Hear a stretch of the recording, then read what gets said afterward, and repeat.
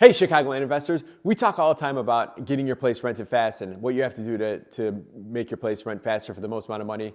And there's another hidden element to vacancy that I want to cover here today. Hi, I'm 𝗥𝗲𝗹𝘁, partner, founder at GC Realty Development, also co-host of Chicago's #1 real estate investing podcast, Straight Up Chicago Investor. Check it out. But today, really, I want to talk about the hidden part of turnover, the hidden part of your vacancy number that a lot of people never really talk about. And we talk all the time about getting your place rented quickly and pricing it right and having good marketing and having availability to show it and having a swift application process and all those things to get your place rented as fast as you can for as much as you can to the most qualified tenant that you can. So that's awesome. But what I see a lot of investors do and where I see a lot of investors fall off is they do all that right and they end up, maybe they listed on February 1st and they have a signed lease by February 7th, but that tenant doesn't want to move in until April 1st or March 15th or even March 1st. So now you're going 2, 4, 6 weeks with additional vacancy. It's great, you leased it on 5 days, but now you have this huge gap.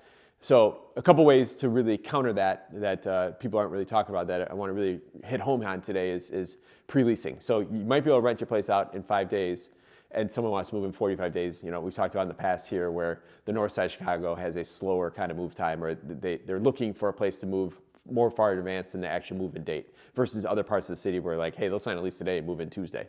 So thinking about that and pre-leasing and be able to time that up if you're in a part of the city or suburbs that might have longer,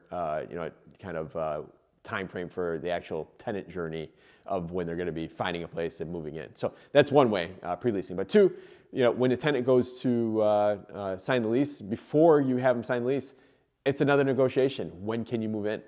And maybe you have multiple applications and they all want to pay the same dollar amount. But if one tenant can move in February 15th versus March 1st, technically that tenant that can move in February 15th, they're going to pay more. Even though rent might be exactly the same, they're going to pay more because you're going to be able to make up that 2 weeks or that half month, it's $1,500 of rent because they're moving in faster. So make it a negotiation or find a way to incentivize. Hey, if you take possession here on February 15th versus March 1st, I'll only charge you $1,000 for the rent for that time period, so you can slow move in, and then you just put utilities in your name, and then those utilities are out of your name as well too. Especially in the winter, electric and gas bill in a vacant property can still cost you a few $100. So understanding that, make it a negotiation, I guess, is the main point I'll say for this video is, right before they go to sign lease, everyone's really happy, like, hey, you're approved. People are happy they're approved.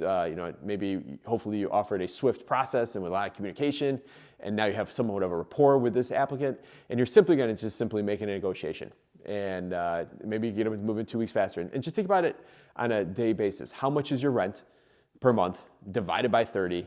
That's how much you're negotiating. If you could move in 2 days versus 9 days versus 12 days, those are all different numbers. But if you could just get them to move in any sooner, will help your bottom line ultimately. Also, on the side of vacant house and security and vandalism and people breaking in or, God forbid, squatters, all that stuff, that lowers your risk as far as that goes as well too. So key takeaway here is around move-in date. You could get a lease signed in 5 days, but if it takes you 30 days to get them to move in, did you really have a successful 5-day lease up?